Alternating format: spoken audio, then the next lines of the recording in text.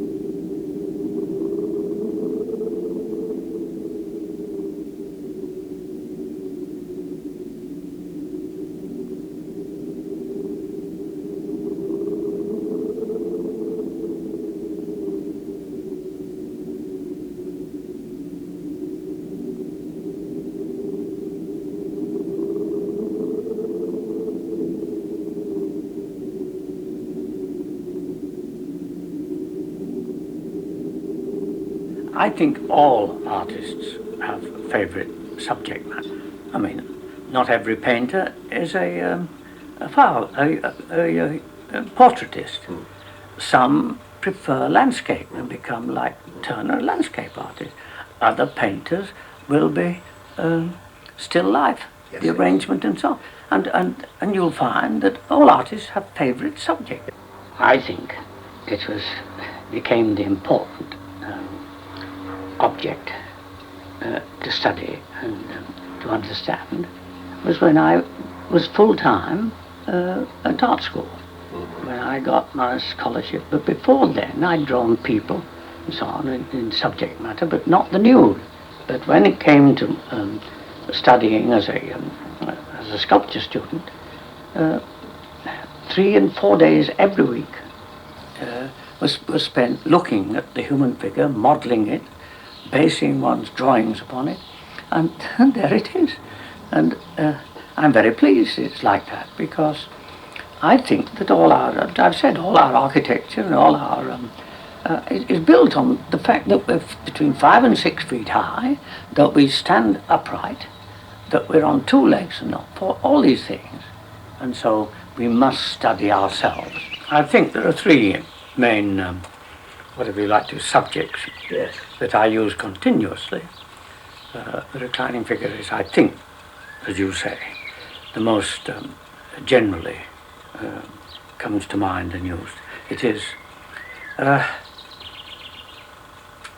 it's based, of course, all of them, on the human figure, which I think is our basic understanding of nature, because our bodies are what they are. If we weren't upright and on 2 legs, and could balance ourselves, if we had 4 legs like a horse and could go to sleep on 4 legs, our sense of architecture and everything else would, and our use of architecture, our buildings, everything, our beds, our tables, our everything, all the objects would all be different.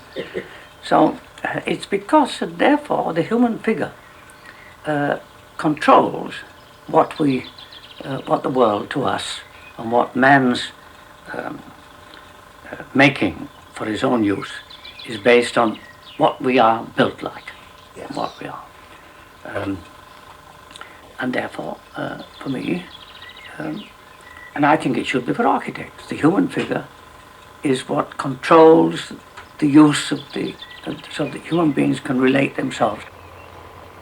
To begin with, in the early stages, I believed that a work in stone, ipso facto, because it was in stone, was better than a work in clay. Yes. It's wrong. It isn't.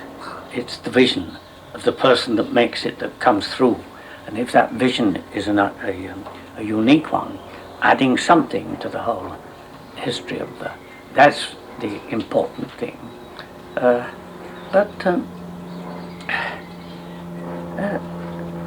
When I did begin studying past sculpture, primitive sculpture in the British Museum,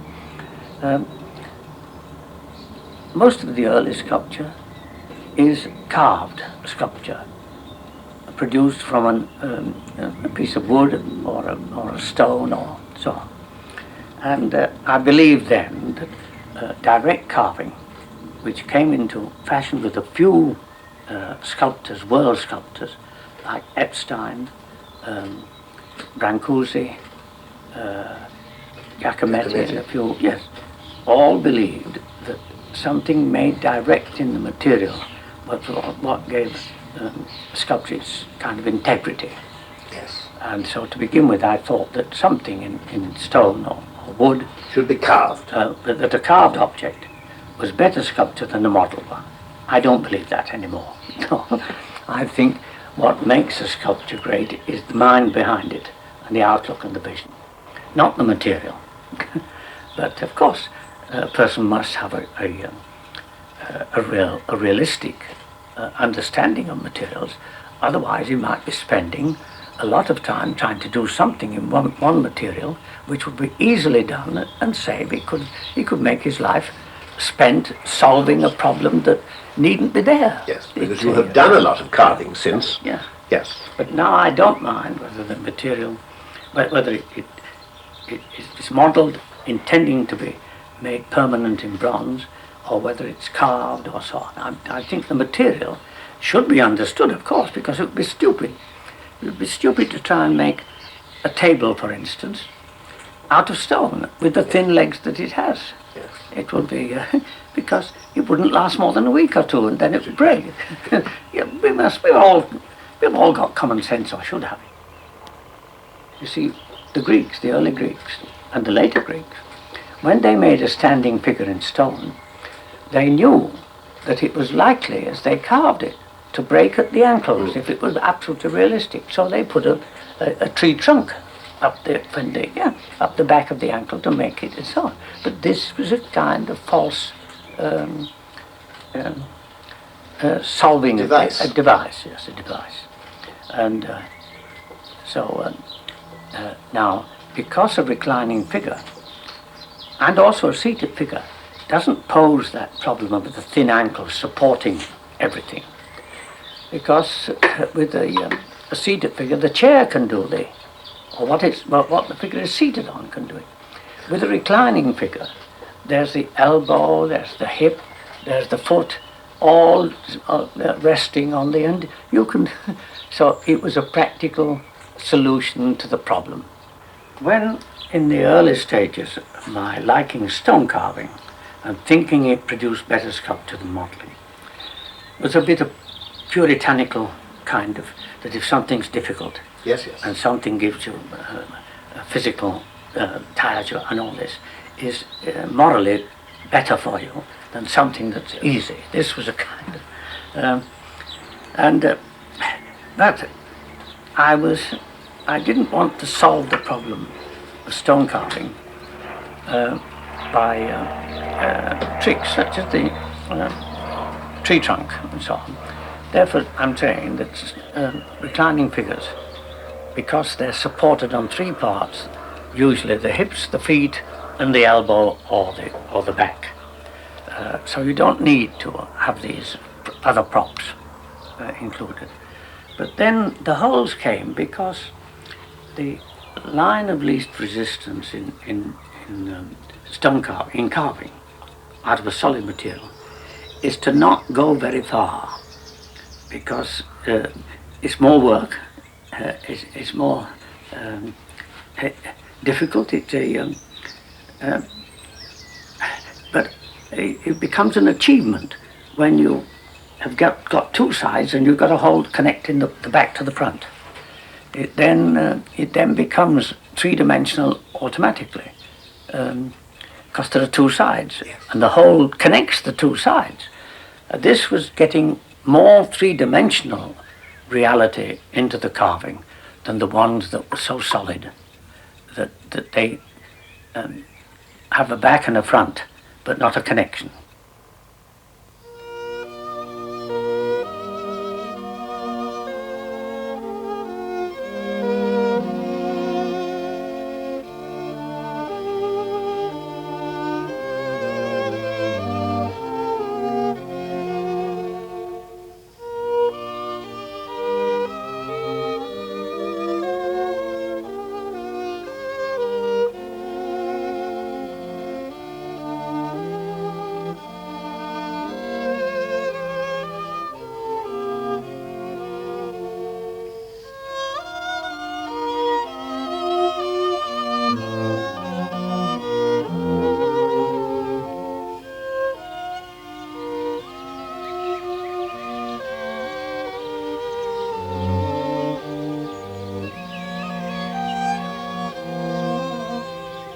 This is the one in Hyde Park, is a reproduction of the, but first I made it in plaster. This is the plaster. Yes.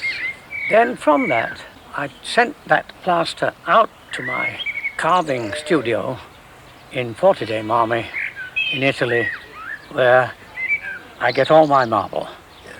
And I didn't carve the whole thing myself because it needed an army of about 5 or 6 of us.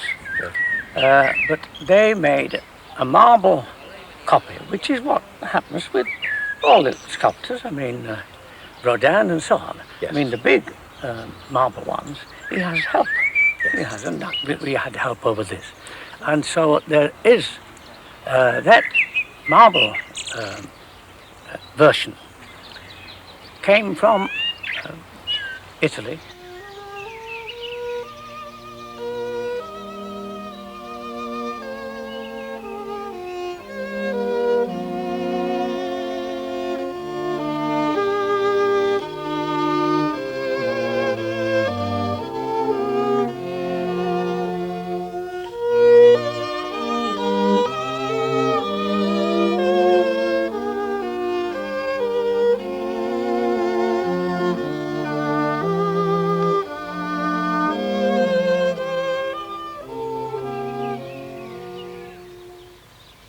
That's what life is about, is appreciating what a wonderful world we live in, appreciating nature, other human beings and so on. This is why we're so much more gifted by God than animals, who can't discuss and share in the way we can, and therefore we should make the most of that gift that God has given us, sharing the appreciation of people and nature.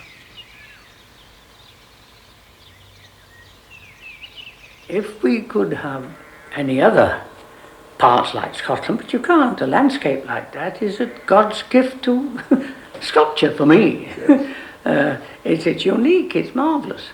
And as soon as I've been up there, I think that this placing of my sculptures by now my great friend Tony Keswick on his estate in Scotland has the best landscape for my sculptures anywhere in the world. Nothing could be better. You might know generally that the landscape will find a spot, but we don't try and do it for it. It isn't like a building in which it has to be placed and you have to know where it's going, whether it's above the frieze or below it, or whether it's in front of the portal or whatever it may be. But a landscape is God's work, not man's work. A king and queen, it's a term for a whole set of ideas of kings and queens throughout the world's history. Yes. It's not like a portrait of somebody. You have to make a kind of symbolic version that could be interpreted, yes, in a, and that's what I tried to do.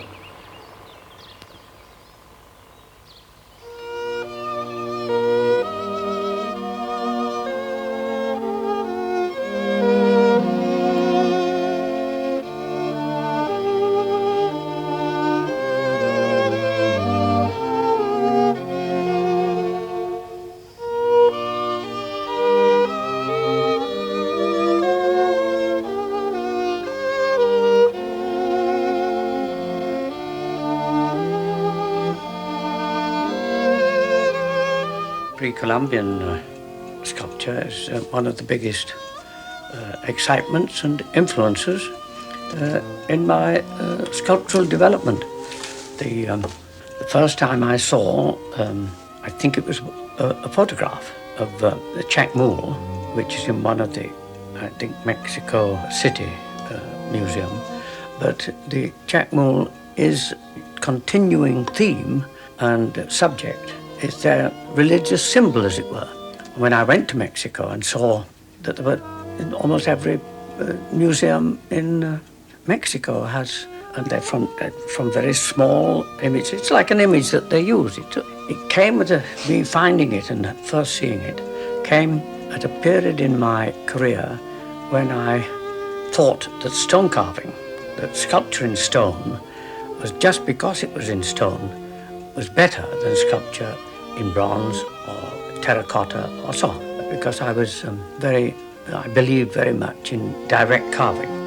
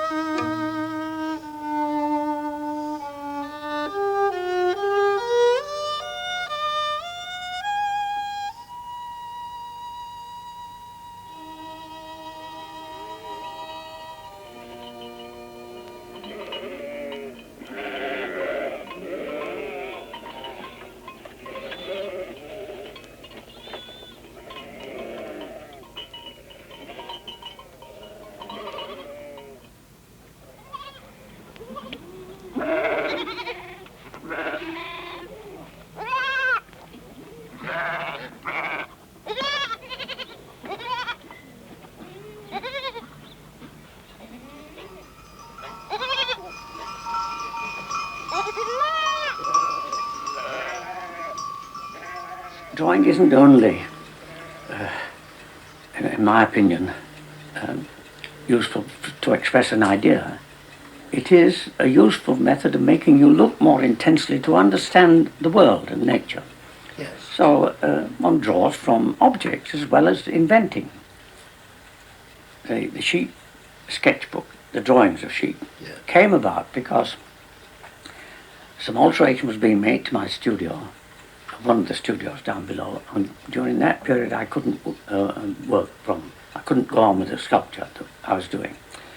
But I have a little studio where I often do little maquettes and ideas. You may have photographed it down below. And I was made to be there. Now that has a window out onto the big field which belongs to me, but which the farmer next door. And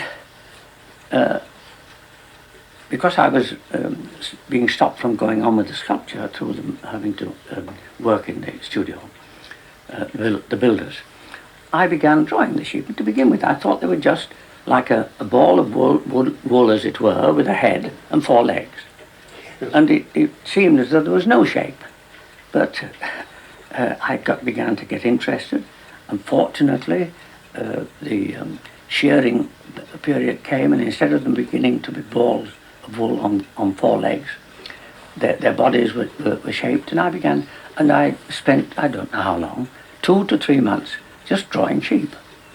And at the end I knew that they were not just a ball of wool on 4 legs. Yes. It's that there is so no, drawing is I would make it, as I think I was saying, I would make it in elementary schools, in all education, the kind of thing. We don't make students learn English or study poetry or Shakespeare or so on because we expect them to be great poets. We do it as part of their, whatever you like to call, education. If I wasn't good at drawing and didn't love it, I wouldn't be a good sculptor. I wouldn't be the sculptor I am. Couldn't be. And that's what I think with everybody. And as I was saying earlier, if somebody tells me there's a young sculptor and they think is good, and I say, what are his drawings like? Oh, they say, oh, they're not much, and so on. Then I know he's You don't want to no. know anything. Because if you do like form, drawing is a way of quickly responding to it and trying to get out of it. As I said, the main thing is that it makes you look. Yes, yes. People don't look.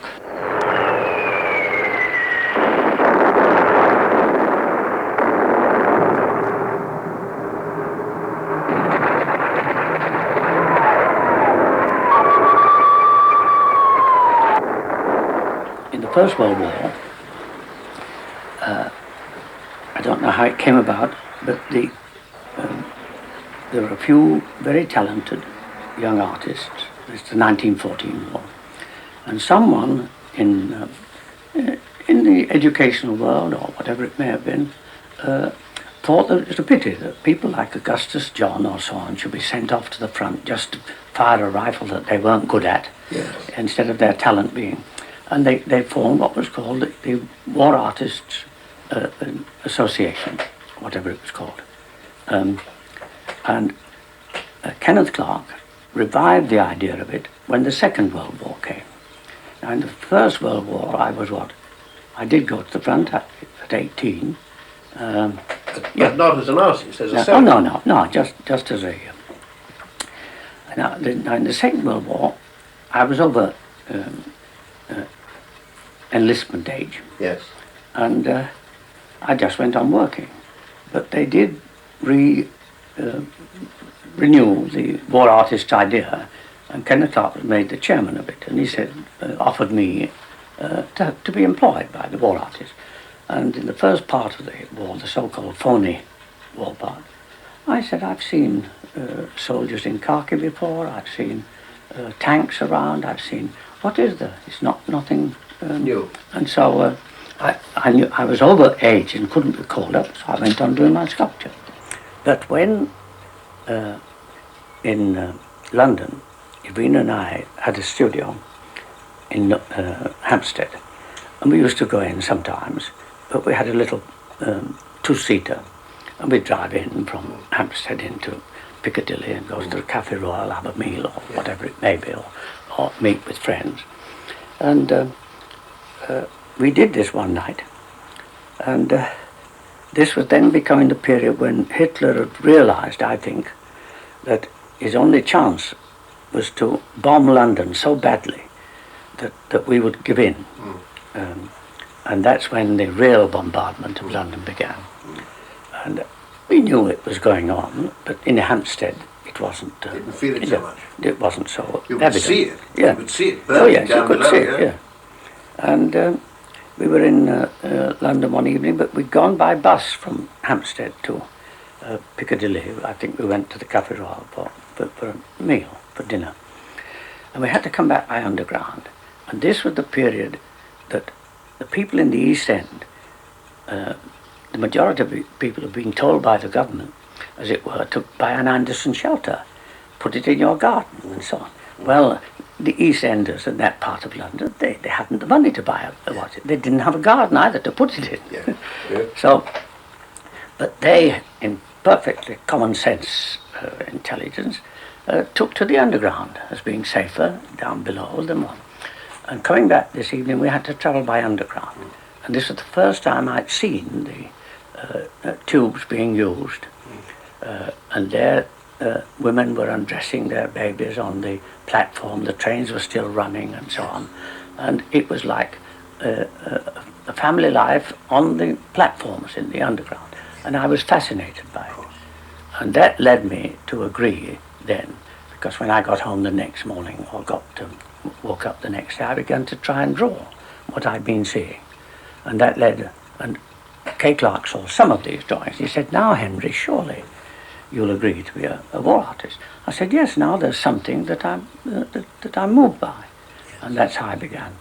But when after 2 or 3 months of that period, when it was all haphazard but very human, the government began to realize that the undergrounds would be used by the people anyhow. So they might just as well make it proper. They made it proper. They began putting up bunks and so on.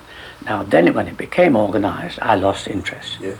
And for a period I tried to carry on as a war artist through Herbert Reed suggesting that I should go and draw down the coal mines, where I'd been born in that area. My father was a coal miner, and might have been something of the same atmosphere. Well, I went up to Yorkshire and spent about a week or 2 weeks going down the coal mines. But there's not the drama in that. The miners are completely... so after a period, I got used to it like they do. I mean, the coal miners don't think I'm going to my death every day. Certainly not. And no, of course they don't. No. They take it like going to somebody playing football, or I don't know what. Yeah. All the great sculptors of the world, the ones that I admire, Michelangelo was a great draftsman. Bernini was a great draftsman. Pisano was a great draftsman. Rodin was a great draftsman. Every one of them who's been any good. Because drawing is a shortcut to expressing your form ideas, your three-dimensional ideas, which a sculptor should work in. This is what the difference between sculpture and painting is. That sculpture is something solid, like a piece of nature. A painting is a representation. But drawing is a much quicker means of showing or learning about form than what modelling it is. You should model, of course. I mean, I did, as a student, 2 years at Leeds School of Art and then 4 years as a student at the Royal College of Art, in which the main programme was modelling or drawing from life and from the human figure. And I believe, too, that if somebody can think they can draw but can't draw the human figure, then again, they're no good. They're wrong. They're not looking at it properly. They're untrained. They're not fully trained people. You see, drawing is a science as well as an art.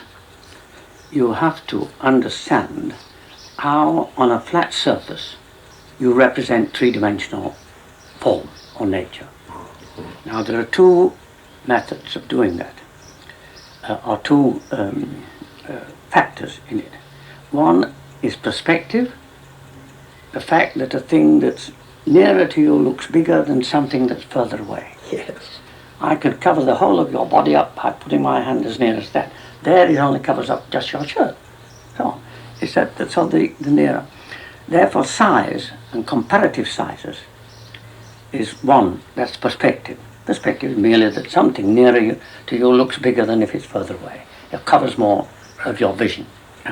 Now the other is that you only see form by light. If, I mean, a photograph photographs light. If there's absolutely dark, you'll get nothing. And if we lived in the dark, we wouldn't even look at a drawing. We wouldn't have, I mean, we must have now light. So, light. And light shows you what shape it is, as this does. I mean, because with here the light from the front. But for me, if I turn it this and the lights are there, this side of this, if there weren't this window, would be darker than the other side. The light falls on an object and reflects back to the photographer, to the camera, or to the draftsman, to the artist, or to anybody. It reflects back from an object. I mean, now the top of your head is getting more light than your face. And if I were attempting to draw you now in this situation, I'd have to use that. Is it you who said that if all husbands could draw their wives once or twice a week, I said everybody should. that marriages would be better? No, you'd have a lot of divorces. That's what I said, is you'd have a lot of divorces. Because, no, drawing, even if you're not adept at it, makes you look at an object much more intensely than if you just look and look away then and so on. You think you may have seen it. I mean, you recognize, you know, that's a dog or it's what it, but you probably don't realize just what it would be if you had to draw it. Yes. Drawing is a way of making the ordinary person look more intensely. Now we have, I've said this so many times, but we've got 4 or 5 senses. I've forgotten what they are. But, they're the usual ones. Yes, they're the usual ones. But sight is the one which painting and sculpture depends on. If someone were blind, he couldn't appreciate any painting. Of course not. He might appreciate, if he were blind, sculpture in some way, but it wouldn't be the same. And you have to be a long, long time. And then if he knew what it was with his hands, he might have. Perhaps you could teach a blind person what the human figure was like by him. But you see how difficult it would be. So, just as if a musician like Beethoven can go deaf at the end of his life, but had he been born deaf, there would have been no music, couldn't be. So the arts are for the senses, and we enjoy the world through our senses, or hate it, or get damaged by it, or whatever it is, but it's our senses. And then we try to tell other people, or communicate with other people. That's what we can do, which animals can't do. Mainly we do it, and the greatest asset of all is words. Yeah. Words. We can, and you never see 2 cats standing together and meowing at each other with as though they're close enough. So that's the human. The arts are there. Sometimes people say to me, "What good?" I remember when I used to carve in the open air in Kent at a cottage we had. A person, we lived up a hill, the last house going up a hill that went into a little wood. And we had a field, and I used to do my carving. That's what taught me to like having my sculpture in the open air and seeing it in the open air. And a passerby stopped, and I could see that there was somebody at the gate, probably about 20 yards away, standing, and I had been there for 5. Then he called out, "Mr. Moore." I said, "Yes." He said, "What good is it, that what you're doing? What good is it?" He couldn't see one toiling away and so on. But what's to it him, for? To him, it was of no purpose in it. Yeah. Now I knew that he was a nice person and serious. I'd seen him many times, so I tried to answer. And I said, "Do you have a garden?" And he said yes. I knew he had, because he lived down the hill. I said, "What do you grow in it?" And he said, "Vegetables, cabbages, potatoes, so on." I said, "Do you grow any flowers?" He said, "Yes." I said, "What good are they?" And he said, "Well, my wife likes them." Yes, that's all right. Yes, fine. Yes, I think the happiest, most useful valuable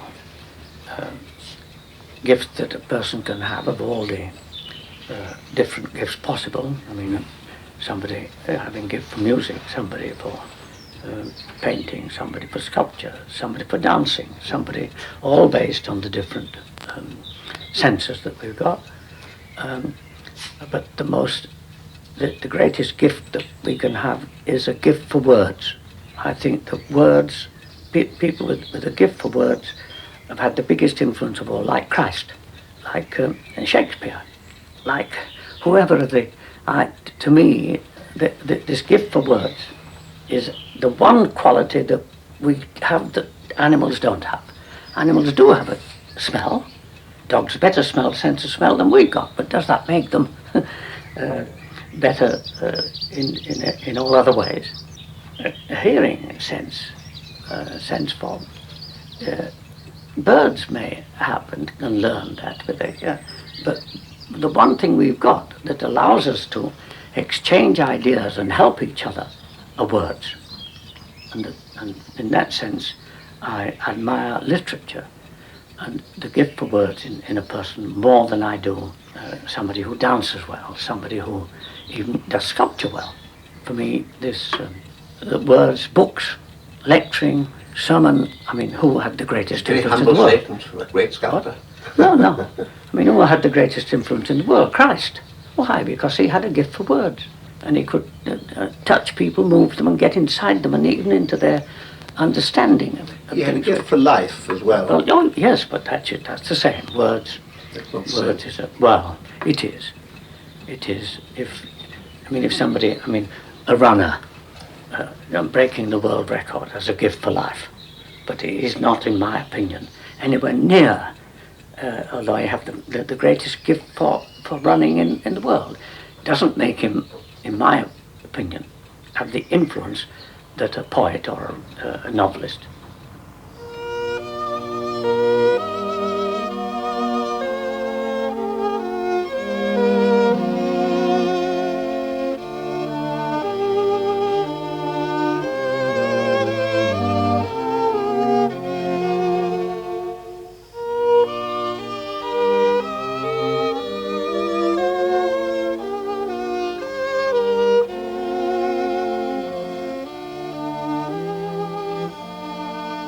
Sculptor's gift is trying to understand and express his feelings about life, real, three-dimensional life.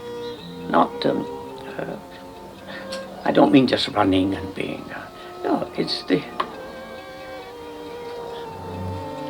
understanding. Why do I think? These are very difficult questions. Why do I think that Michelangelo is one of the greatest human beings, as far as I'm concerned, the world has had? Why? He wasn't so much words in his case. It was an understanding of three-dimensional, of human form, and expressing by his changes and subtleties of this or the other, enlarging and making human life a dignity and a grandeur in it that other artists, Rembrandt's got that too. Rembrandt has this one unbelievable humanity, and that's why after Michelangelo, or with Michelangelo, Rembrandt would come into my list, whatever you like to call it, the 10 or what they are. Because I find that Rembrandt never, in his quick sketches or in the final things, never produced a nasty human being in his what, except one. And that's the one that's a portrait of a thief, which was intentionally made nasty. And it has got a nasty human traits in it. But all the other ones, this little sketch that he has, they're good people. He had this, appreciation and belief in humanity. When I did the Madonna and Child for Northampton, which is the first work to be actually have a name and be known as that. I don't mind if some people feel in a Mother and Child that it has, but if it's just an ordinary Mother and Child, it's a different, but for it to be a Madonna and Child, it has to have some quality that can make you believe that that person was more than an average mother. And this, you don't know how you do it. But when in doing the Northampton, it took me a week before I dare carve the face of the baby. I played around with drawings and ideas, but because once you take in stone too much of, you can't put it back. And it was about a week before I had the courage to start making the child, because I wanted that child to look like a good child that could grow up into good. And there's a difference between just a baby and one that has some, I don't know, significant life expression in it. And it's no. For that reason, I wouldn't like to do too many definitely religious. But as one believes that all life is religious, perhaps one oughtn't to be so frightened. Because I believe, for instance, that Michelangelo, this is one of the qualities that makes me admire him so much and talk about him and mention his name so often. I think that all his works, whatever they're done for, have a religious not magnitude, that's not what magnify, a religious uplift in them that would make people believe that life and human beings are something special. I believe that they should have the capability of moving, that they shouldn't be so stone-like and stuck that you couldn't imagine they could move. But they shouldn't be, in my opinion, because you know that stone isn't alive, that it can't move. So why kind of try to make something what obviously it never can do? Yes. And that's the... But movement is a part of that. I don't mind. I mean, Bernini or so on, some of the other...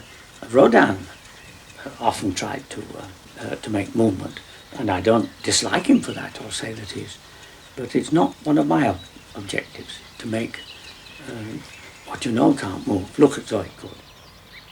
Tell me about the mother and child as against the Madonna and child. In my opinion, there is a difference in what we mean, what I mean anyhow.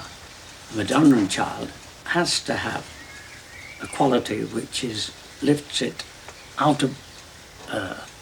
though still keeping human, lifts it out of a kind of obvious person.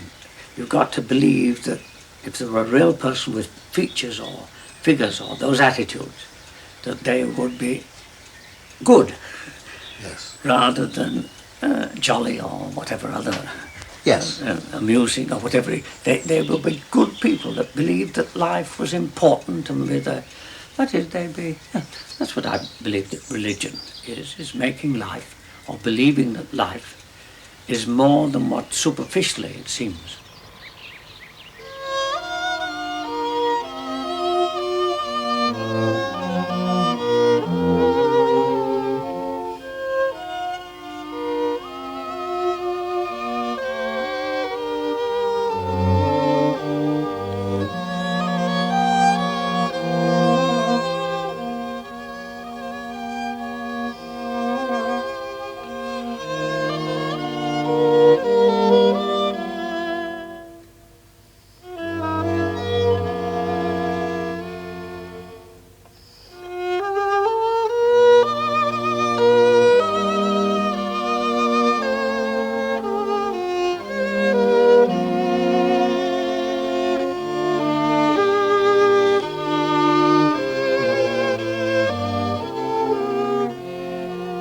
If you took an object like that, would you in fact start making studies of it straight away?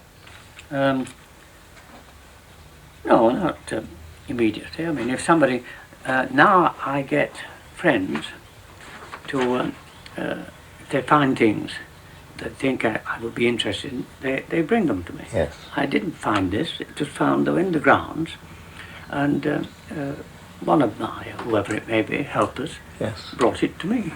And then I look at, because this is the most complicated and marvellous ideas continually, and all with a kind of reason, but wonderfully inventive, varied yet unified, and all with a purpose. It's a beautiful and unbelievable. Yes, it is. I've done drawings of little Now, bits of it. I found that drawing here. Yes. Is that from this? That is. Because it looks as if it is, yes. That is this part here, That's right.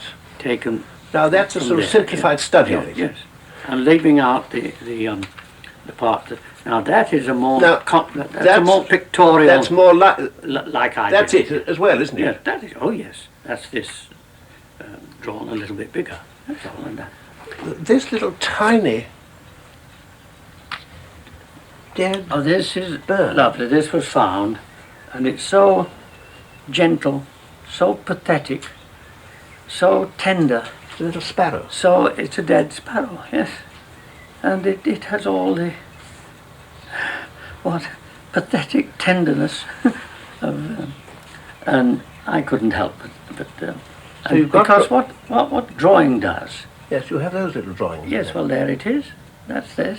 That's it. It's here are those feet, so on.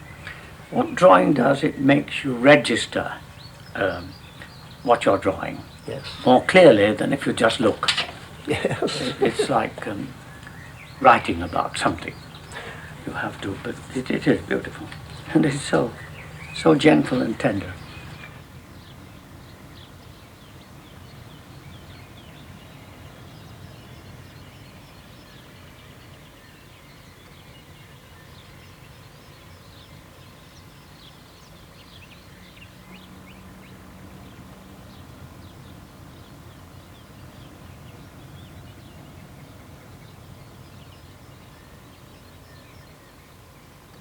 This, I've always been interested in bones, as we've looked at many little ones in Does it Moor's turn? hand.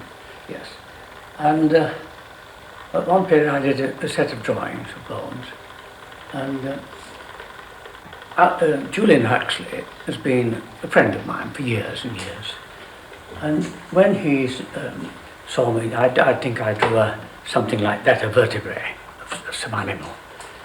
And he then told me, he said, Henry, I wonder whether you'd like it, I've got a skull of an elephant. And I've got it he lived in Hampstead, I've got it in the garden, out of doors. He said, I think it's deteriorating a little bit. Would you like it? And without having seen it, I said, yes, oh, I'd love it. And when it came, I was staggered. Yeah. Because as a single unit of any living skeleton, Yes. and a single part of that skeleton, this elephant's head is more complicated, got more variations of form, of shapes and of spaces than any single other unit that I know of. I mean, the human skull is much less complex than that. A horse's skull is much less. We have a hippopotamus up in the studio. None of them has got as much of it. Now, when I came to draw it, I found that I could draw a piece in there, and it had the roundness and this and the shape of that. Or I could take a piece here, or I could take the recession back from the front, down, away, right through over here. Some of it, it's full, it's absolutely full of inventive form, in three-dimensional form. And being bone, it has to be strong, and therefore it's got what sculpture I think should have, a kind of tense possibility of resisting breakage or wearing and so on. But there it is, it's just staggering.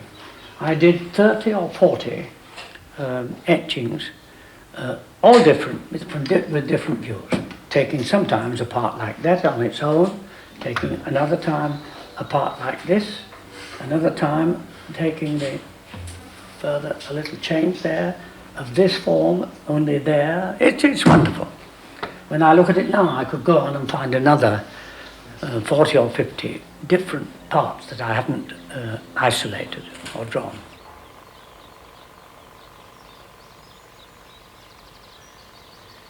So I don't think I've mentioned or explained the string figures. That was at one time a very exciting idea that came to me, because I don't know how it came, but the effect is like seeing a bird in a cage. You can see through the strings because they're set at a space.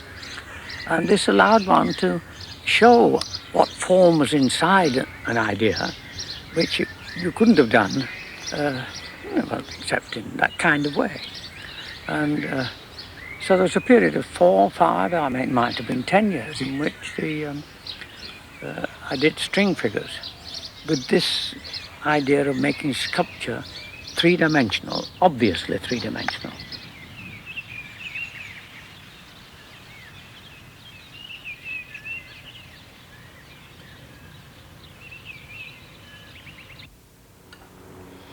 I was talking about painters who had a three-dimensional vision. That is, that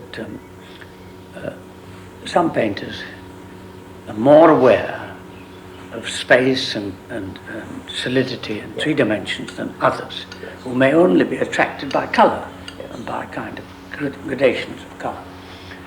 And I mentioned amongst others that Cézanne, for me, had a truly three-dimensional vision.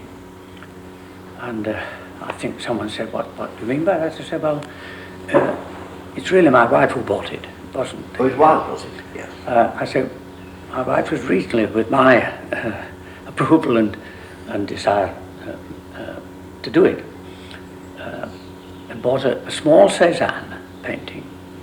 And I said, it's hung, I think, in the bedroom, or was at that time.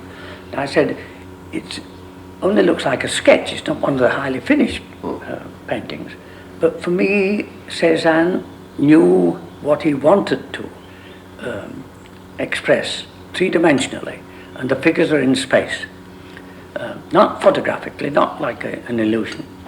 And we brought this painting and I showed them. I said I could easily make that into a sculpture in setting. I could put them in relation to each other in space. He said, oh, do it, as a thing to do. So I think I made each of these figures with the painting in front of me in about 10 minutes or so each one. And in half an hour, I'd got the 3 figures in plasticine, which is a quick medium, and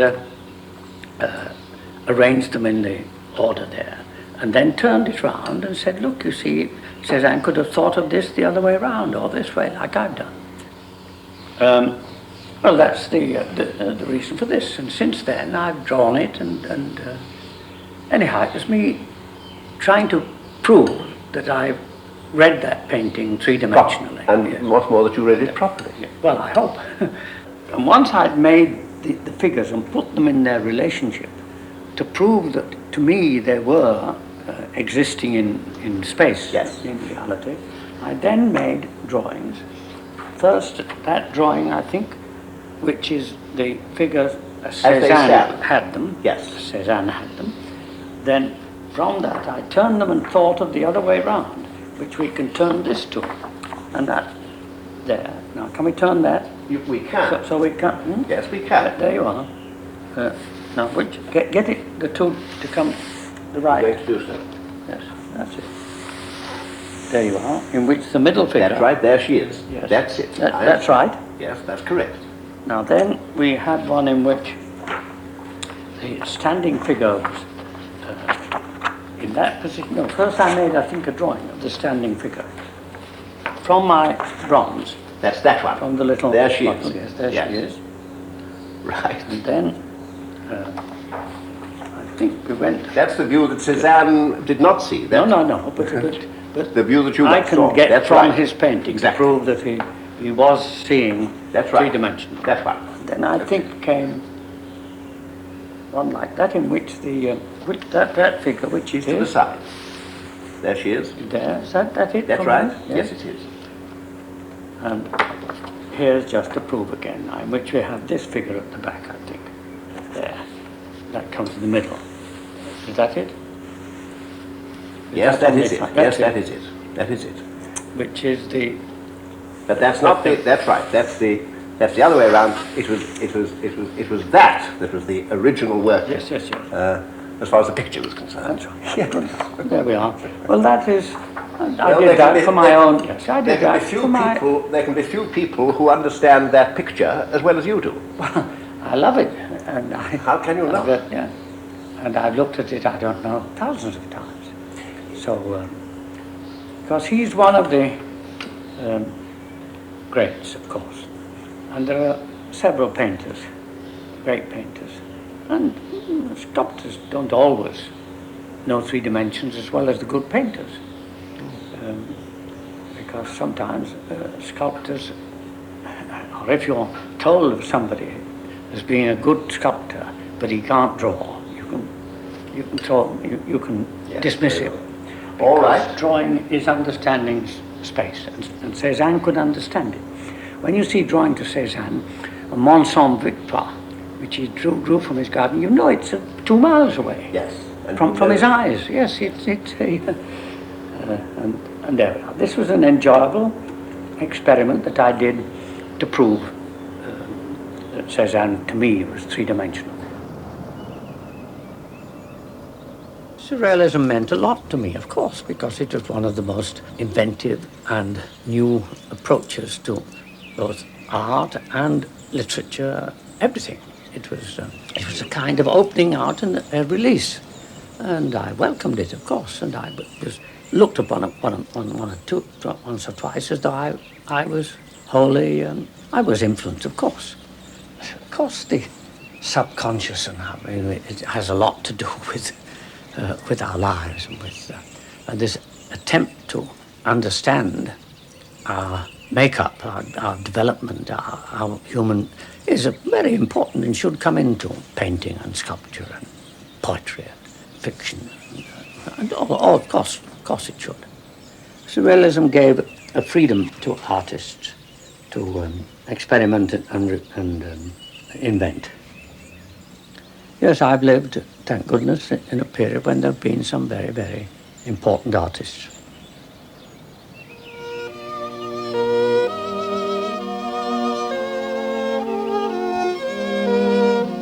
Now the foundation is mainly to help sculpture in general and my work in particular.